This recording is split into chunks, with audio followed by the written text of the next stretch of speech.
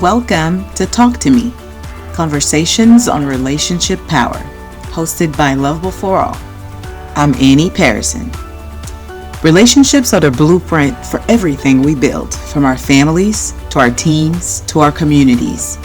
Join us for real conversations that move beyond the surface. Let's grow in love together to grow the beloved community.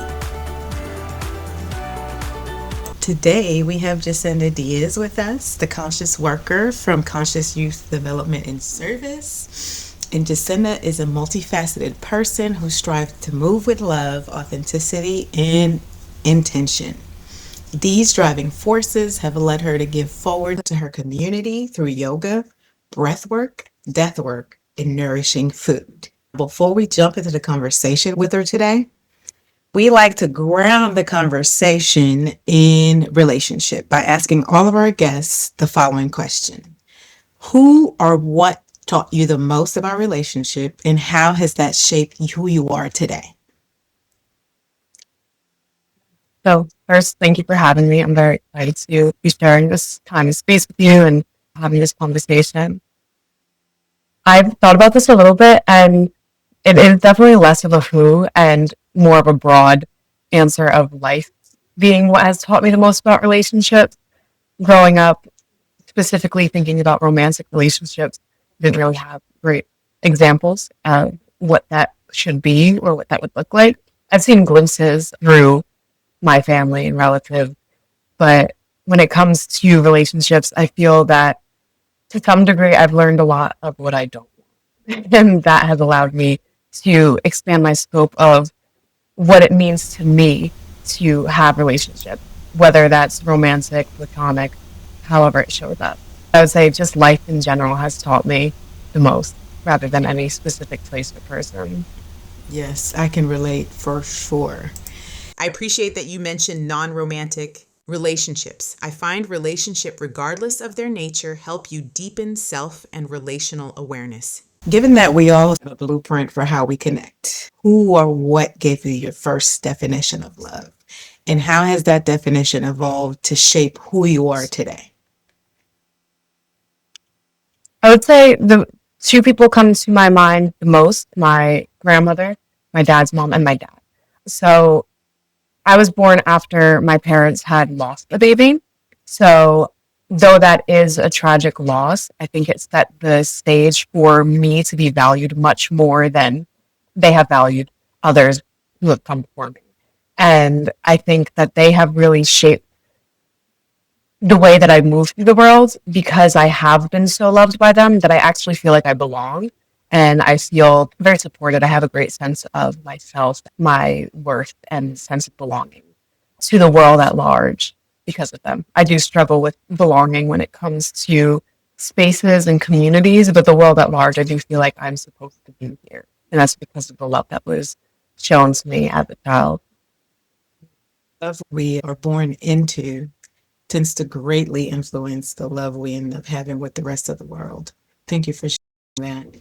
And oftentimes, too, we try to compartmentalize it. We try to compartmentalize the different persons that we are. And sometimes that makes us keep work and love in separate boxes. But looking back at your own growth as a professional, how was the present of genuine care, whether you're receiving it from a mentor, a team member, whatever that might look like in a professional setting? How is receiving love in a professional space influence your ability to succeed? I think there have been many opportunities in my life where my potential has been seen before I have observed it and witnessed it. And I see that as a form of love by giving me the opportunity and encouragement and safe space to grow into that potential has definitely helped me in expanding and growing. And that allows me to then do the same for others. When I first started working in a field similar to that, which I exist in now, I had just finished my 200-hour yoga teacher training, and I was at the graduation for my stepmom completing her level 1 yoga therapy training. It was then that I was presented the opportunity to be an intern at a mental and behavioral health school for children. And so I interned over the summer, and that led me to a full school year opportunity where I taught by myself as a 20-year-old to these youth. That was one of the first times I can really acknowledge having that experience of being seen before I saw myself and being given the opportunity to really grow into that light. Well, what was it that motivated you to be of service? Because I know you talked a little bit about your connection with your dad and your grandmother being inspired. What are some of the behaviors or elements that you can identify in that love that you shared with your grandmother and your father that propelled you to say yes to that opportunity? I guess, as I mentioned, their love has really created a space for me to feel confident in myself, trusting that what someone else saw in me was a real potential for me and something that I could do and achieve. Thinking specifically of behaviors, like that word stood out to me as I was receiving you and thinking of what I was going to share. I would say the behaviors I adopted from particularly my dad was anger and anxiety, and actually is what landed me in anger management in high school. And it was through anger management I started to learn about breathwork, started to learn about how to move my body. And one of the core things that my mentor in that space really identified and facilitated healing in was my relationship with myself and learning how to love myself. Every time I'd go into her office, she would make me name one thing that I loved about myself. It was challenging at first and would usually start with something physical, my nose, my legs, my eyebrows, and then eventually turned into actually loving things about myself. And that was transformational, to be seen in that way and to be encouraged to see myself in a loving light. Yeah, that's beautiful. I think sometimes we like to paint things as negative, to your point, the anger, the anxiety. And then hindsight helps us to recognize, like, oh, if that wasn't true, then this would also not be true. It invites you to see the thread of your life. The older you get, you start to make those connections between who you are and who you love. We use love as a strategy because if you simply feel love when the world's not going your way, it's very easy for that love to get thrown out the window. So if love acts as a strategy, can you share a moment where a breakdown in a relationship forced you to redefine love was? Yeah, I think these questions come at an interesting time. I had just spent the weekend at my partner's house, and it was a time of deep vulnerability. It really opened both of us up in a way that kind of scared us both. It was a breaking open, allowing us to see ourselves and share ourselves and see each other and receive each other in ways that made me take action on the ways that I have wanted to embody love, being more accepting of what I'm receiving and more understanding than I have been in previous spaces, being patient with both of us and really holding so much space and recognizing our capacity to do such a thing ourselves and each other in such a way.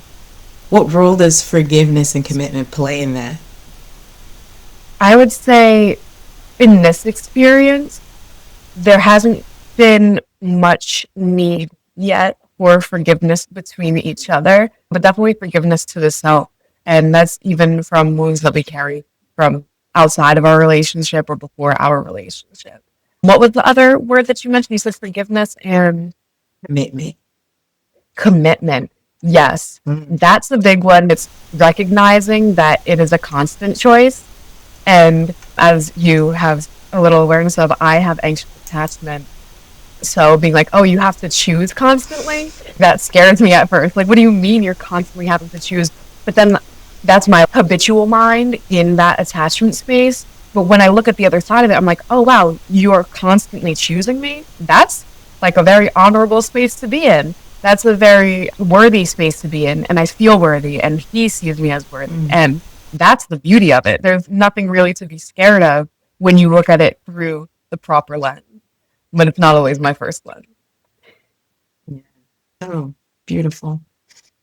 In level 4, we think of love as the most powerful lever for transformation. So now it's time for you to share with us your personal philosophy on love. This is definitely coming at such a great time for me to reflect on these things. I've spent a couple of days reflecting on love. One of the words that has come up for me recently is all-encompassing. And by that, I mean really giving space, stepping into discomfort. And that's something I teach as a yoga instructor. If you feel discomfort, that's different than pain. And through staying in that discomfort, you grow and expand and are more flexible. That's a lesson for on and off of that. Words that have come up, like I said, is all-encompassing and also withstanding. Knowing that love is what lies beneath practically all things. In my mind, it's the only thing that exists eternally and has so many different shapes and forms. I think love is very unique in that way that, as you shared before, it's not only a sentiment, it is an entity in my mind. It is eternal and it is transformational. what are some of the ways love has transformed you? It has allowed me to be more patient, understanding, kind, and also firm, recognizing that while some people get caught up in love as an external experience, there has to be that strong foundation within yourself. When you have that strong sense of self-love, you recognize where your boundaries are and you reinforce them. Being flexible is important, but being lenient when you really don't want to be isn't love, it's sacrifice. Though there can be sacrifice in love, I think in this instance, it isn't beneficial to either party to allow yourself to be trespassed upon. It's important to have that strong boundary with yourself when you're experiencing love, because you have to maintain yourself. You can't give out love if you don't have any for yourself. You have said self quite a few times in our conversation, and it's like leading me to ask, what role does self-love play in all of this? Self-love is primary. When I pour into myself, I can express love. And when I love myself, I see love in all spaces. Self-love must come first because everything is impermanent, aside from love, in my opinion.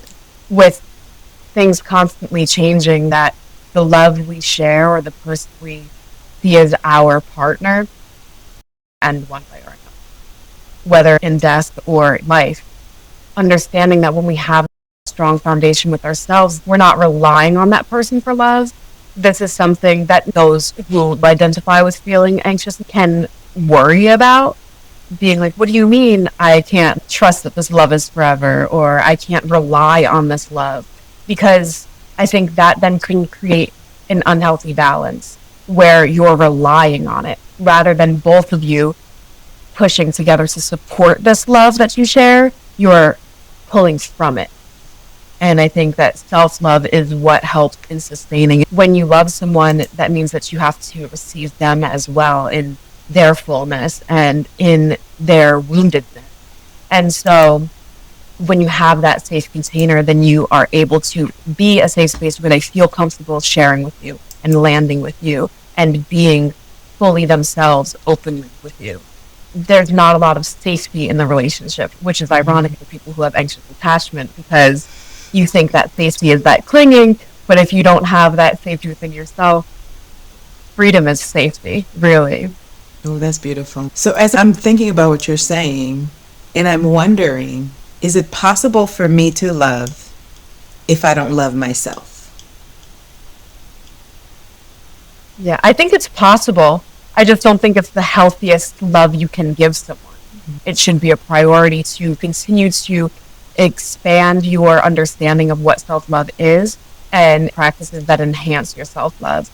When you have that love within yourself, it is easier to share it with others. And it's also easier to receive it from others. If we don't love ourselves, we might not feel fully trusting of the love that we receive or fully worthy of it. When we acknowledge that is what we deserve and desire, we create the framework within ourselves for what we'll attract. Thank you for saying that. I used to be avoidant attachment, but my therapist has trained me to stop saying that because of the work that we've done. I used to be avoidant attachment. And what that looked like was, and I was an older sibling too. And I think the combination of that and being the older sibling has made me, and it's still a default that I have learned to counteract. I tend to make everybody in the room comfortable because the big sister in me is the person who takes care of other people. So I make everyone in the room comfortable, and then I go home and hold myself. For a long time, I didn't recognize that the reason why I felt so lonely because I wasn't allowing people to love me. I never felt that love back because that's how I said it. Recognizing that, oh, that's actually the mechanism. If you set the standards and the structures for how love is received in your environment, then you don't feel like you can get hurt. In that chapter of my life, I feel like I was keeping people at arm's length and then asking myself why my arms hurt all the time. It's like, what does it hurt all the time? Because you're trying to keep everyone at base. Not only are you lonely, you're also tired. So some of that invitation into, I think it was self-love because I needed to hold others accountable for the love that I wanted to share with them. And in that space, opening up to not being afraid to be hurt. Because that defense mechanism is, oh, if I don't let you in, then you can't hurt me. But we know that's not true because you still get hurt. Love has helped me hold myself.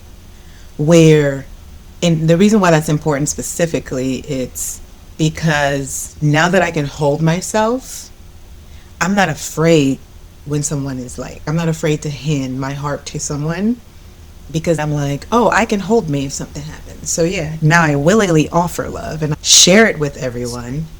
I've loved myself so much at this point that I trust in my ability to hold myself. And then with that, like, what are some of the non-negotiables when it comes to love for you? Like, what does that look like? I think if you don't have a practice for yourself, first and foremost, that's top priority. If you don't know how to regulate yourself, if you don't know how to take space for yourself and process your emotions, that's a non-negotiable for me because I'm doing it for myself and I'm doing it so that I can do what you can't do by yourself, but you need to be able to handle it with yourself first. I feel this and I feel like it needs to be addressed, but doesn't need to be addressed right now. Ooh. And how should it be best addressed? Writing has been helping so much because it helps me in seeing all the different angles and it helps me in summarizing and it helps me in seeing myself. I'm just coming out of this very vulnerable, very open space. It's funny enough, we're both like, I feel scared. He feels scared because he has fear of commitment or overcommitment, and I have fear of abandonment. So it's like, ooh, we're both scaring each other right now. He feels so much for me that he's considering what he's scared of, and I'm like, oh, well, you're considering. Well, then that's scary for me. But being able to be honest with each other and accept each other and know that when we have these conversations, it allows both of us to feel more safe. We both are in that process of really acknowledging impermanence. It allows us to step into everything safely and securely, even with fear. Having had those conversations yesterday, I wrote a full page of things that I was thinking. And then I read it over and made a little note on the side. That was what I needed to actually address. And to process all of the other stuff myself and then summarize it. I've made it more manageable for myself, but feels important to share with you, not only because it addresses our relationship, but it also will help him in understanding me more so that moving forward, we have this deeper awareness and understanding of how the other operates and processes internally. We're not taking things personally, or we're recognizing, oh, I want to express this, but maybe I should keep in mind that this is something for them. I can still express myself, but have in mind their experience and their perspective, so I can deliver it to them in a way that's more digestible and easier to receive, and will result in less friction for us both. Oh my goodness, that's beautiful. You just talked about leadership practices that I think some leaders could really benefit from. Do I need to say this? But is now the best time to say it? That crucial in repairing, reconciling, and clear communication. Because if I'm triggered now, more than likely, I am not going to be able to communicate clearly. The second thing, you didn't say this word, but what I heard was you communicated compassionately. So yes, I needed to share this, but compassion comes in and deliver it in a loving way. And I'm also going to make sure I deliver it because I know this is going to support your self-love, self-improvement. One of my favorite, and I know I'm going to butcher it, is by Bell Hooks. I read it in a Bell Hooks book, but I believe Bell Hooks got it out of The Road Less, and I can't remember the author right now. It's loving someone is taking responsibility for their spiritual development. And that has stuck with me. And for me, spiritual development is with love. It's all encompassing. It's if I'm saying that I love you, then I'm also responsible for sharing the things that I have observed that will support you. And I have to do that in a loving way. And that's the compassion piece. Wow, yeah, that one really landed. And the non-negotiable about taking your own space, what I call that is, I'm not doing your emotional labor. I'm already doing mine, and it's filling my plate enough. I have enough to eat over here. So make sure that your food doesn't land on my plate. Yes, yeah. Thank you so much for something I also felt called to mention is the communication piece, acknowledging someone might pull away that time of processing, and that space is felt. Expressing, hey, I'm processing and I have something for you later, but I want to present it to you in a way that is digestible. It comes practice of self-love, because doing so in a way that is safe and respecting the other person. Thank you. What I heard was, I'm going to communicate what's happening for me internally, so you don't think there is an issue and you are the problem.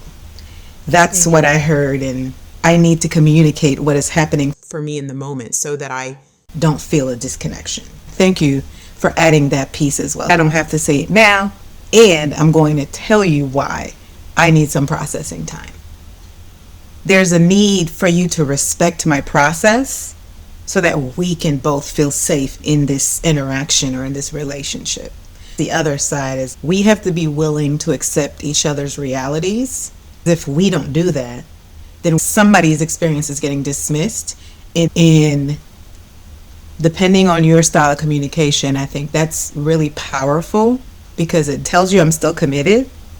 I just need a moment to process.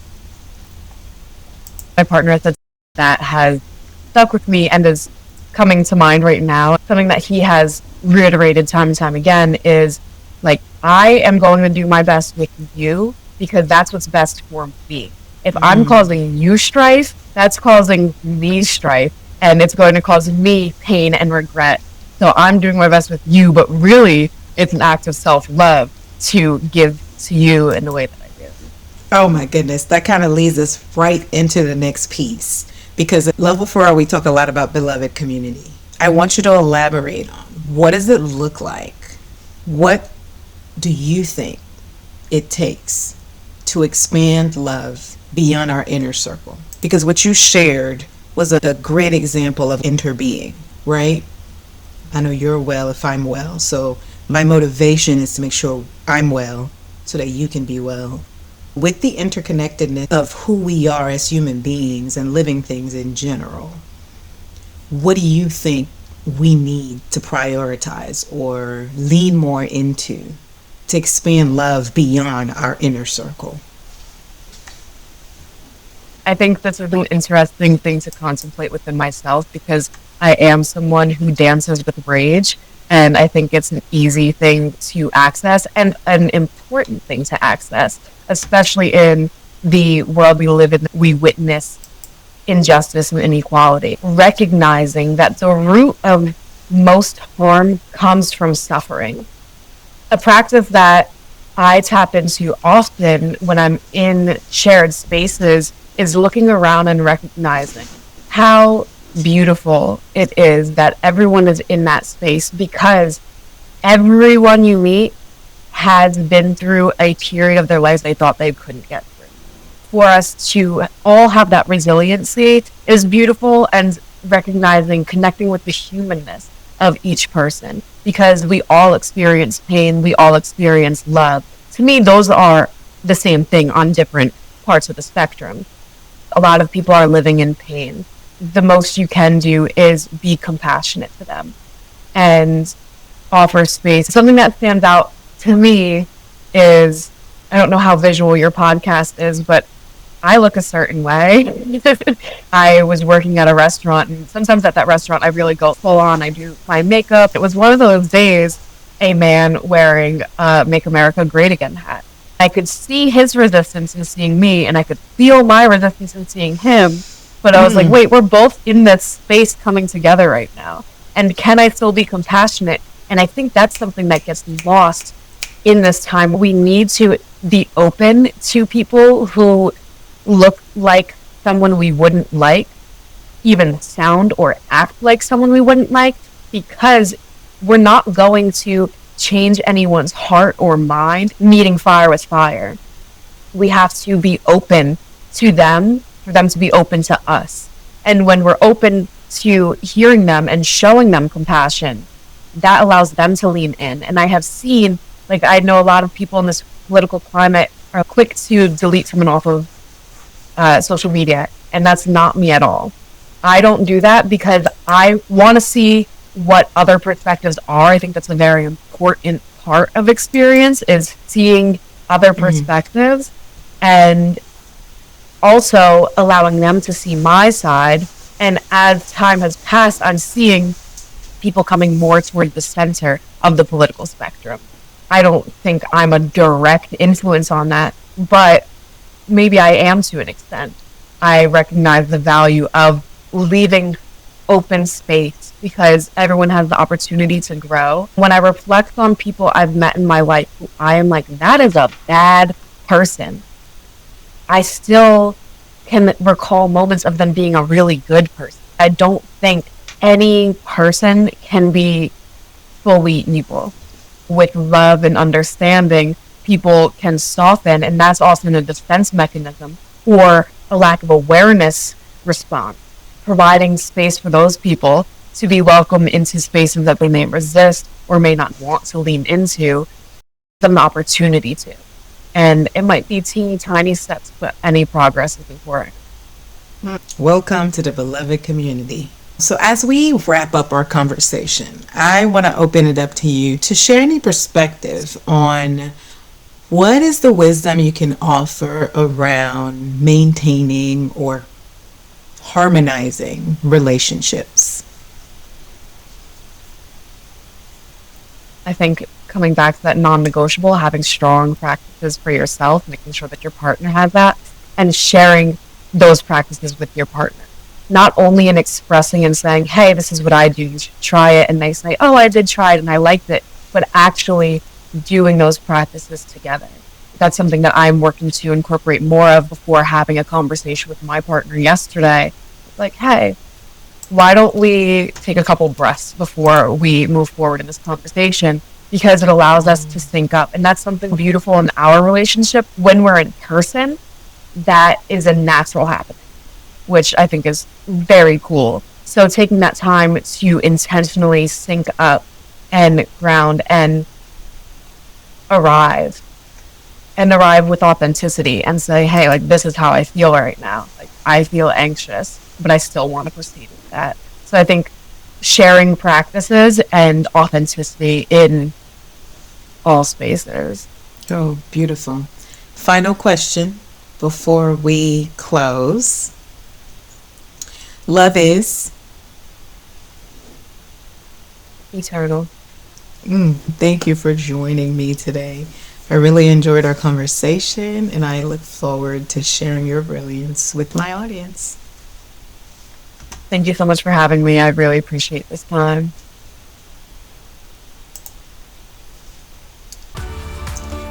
Thank you for joining us in the practice of listening today on Talk to Me. We hope this conversation gave you a new route to water in your own leadership or life. If this episode resonated with you, please share it with a friend and visit us at lovebeforeall.com to continue building the beloved community together. Until next time, grow in love and grow with love.